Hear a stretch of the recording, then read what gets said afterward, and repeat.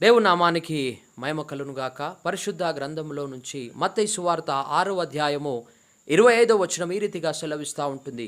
ఏమి తిందుమో ఏమి త్రాగుదుమో అని మీ ప్రాణము గూర్చి అయినను, ఏమి ధరించుకుందుమో అని మీ దేహము గూర్చి అయినను చింతింపకుడి.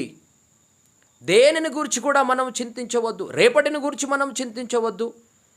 విచారము, ఈ చింత మనను కృంగదీస్తూ ఉంటుంది, నిరుత్సాహంలోనికి మనలను ఈ చింత తీసుకొని వెళుతూ ఉంటుంది. కాబట్టి దేనిని గురించి కూడా మనం చింతించవద్దు, కానీ దేవుని సన్నిధిలో ప్రార్థించాల.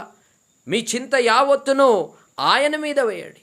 కాబట్టి ఈ దినమున, ఈ రాత్రికాల సమయంలో నువ్వు చింతిస్తూ ఉంటున్నావేమో, విచారము, దుఃఖము, బాధ కలిగి ఉంటున్నావేమో, కానీ నీ చింత యావత్తును ఆయన మీద వేసినప్పుడు, ఆయన పైన నీవు ఆధారపడినప్పుడు దేవుడు నీ చింతను సంతోషముగా మార్చగలిగే దేవుడు ఉంటున్నాడు. కాబట్టి ఆ దేవాది దేవుని